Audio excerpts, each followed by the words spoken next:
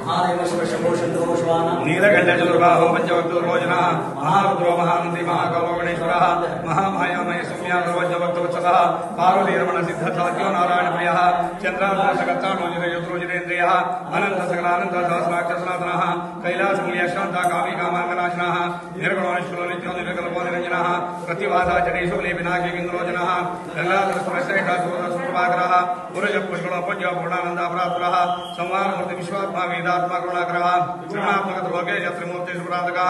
उग्रसेना प्रतिस्कन्धात्मस्यामिलियोभवः वीरभद्रो विरूपाक्षो गजवक्त्रो गणाधिपः क्षेत्रपाले लोकपालेकपालेकलेखनः देवदेवो जगन्नाथो जगद्वन्द्यो जगद्गुरुः जगत्कर्ता जगत्साक्षी जगदात्मा जनार्दनः अष्टमूर्तिनाथ्यन्तोत्तमोत्तमः आदित्यज्ञोतिगम्भीरो रौद्रोकर्षणोरः महानीलोन्दगरिपो महादेवोदासनः भूतनाथो जगद्योनि भस्मशायी महेश्वरः भक्तप्रियो महायोगी भोगी कल्याणमहन् प्रभोः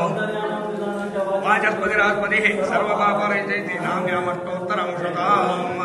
अष्टोत्तरशतनाम सहिता बिल्वां समर्पयामि त्रिदलं त्रिगुणाकारं संवारं एकविघ्नं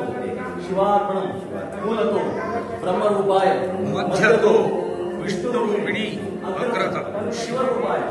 सर्वबिल्वं शिवार्पणं भगवान विश्वेश्वराय महादेवाय त्र्यंबकाय पुराणकाय त्रिकालाग्निकालाय कालाग्निरुद्राय नीलकंठाय मृत्युंजयाय सर्वेश्वराय सदाशिवाय शंकराय श्रीमन्महादेवाय नमः। स्वस्ति श्रद्धा मेधा यशः प्रज्ञा विद्यावती श्रीबलम् आयुष्यं तेज आरोग्यं देहि जगदीश्वर देहि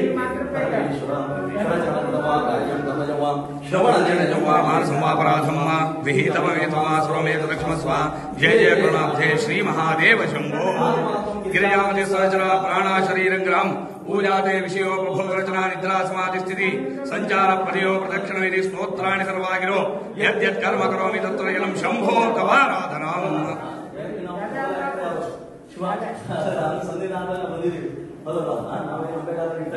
ಭಾವನೆಯಿಂದ ನಾವು ಹೇಳಿದಲ್ಲ ನಿಮಗೆ ಈಗಾಗಲೇ ಒಂದು ದೈವ ಸೇನೆ ನಾವು ದೈವದ ಸಂಬಂಧ ಪ್ರತಿಪೂರ್ವವಾದ ನಿಯಮಗಳನ್ನ ಅದನ್ನು ಜನರಿಗೆ ಮನಮುಟ್ಟುವ ರೀತಿಯಲ್ಲಿ ಈಗೇನು ಮಾಡಿ ನೀವು ಅದನ್ನ ಏನೊಂದು ವಿಶ್ವಮಟ್ಟದಲ್ಲಿ ನಿಮ್ಮನ್ನು ನೋಡೋದು ಅಂದ್ರೆ ಇದೆ ದೈವತ್ವವನ್ನು ಈಗ ತಿರುಗುವಂತದ್ದು ಮಾಡಂತ ಕೀರ್ತಿ ನಿಮಗಿದೆ. ಅದೇ ರೀತಿ ಮುಂದುವರಿಸಿದ ನಿನ್ನ ಅನುಗ್ರಹ ನಮ್ದೇನಲ್ಲ ಹೌದಲ್ಲ ಬಲಿಯ ಸಿಗಲು ಈಶ್ವರ ಇಚ್ಛ ಅವನ ಅನುಗ್ರಹ ಆಶೀರ್ವಾದದಿಂದ ಆಗಿರುವಂತದ್ದು. ಆದ್ರಿಂದ ಪರಿಪೂರ್ಣ ಅನುಗ್ರಹ ಆಶೀರ್ವಾದ ಇರಬೇಕು. ಧನದೃಷ್ಟಿಗಳು ಯಾವುದು ಇರಬಾರ್ದು ಹೌದಲ್ಲ. ಗತಂ ಪಾಪಂ ಗತಂ ದುಃಖಂ ಗತಂ ದಾರಿದ್ರ್ಯಂ ಜಾಗದ ಸುಖ ಸಂಪತ್ತು ಜನ್ಮ ಜನ್ಮಾಂತರ ಪಾಪ ಕರ್ಮದಿಂದ ಏನಾದ್ರು ತೊಂದರೆ ಲಾಭಗಳು ಬಂದಿದ್ದಂತ ಅಂತ ಭಗವಂತನೆಲ್ಲರೂ ಸುಖ ಶಾಂತಿ ಸಮಾಧಾನ ನೆಮ್ಮದಿ ಅದನ್ನ ನೆಮ್ಮದಿ ಪಡೆದು ಕಂಡು ಮತ್ತು ಹೆಚ್ಚಿನ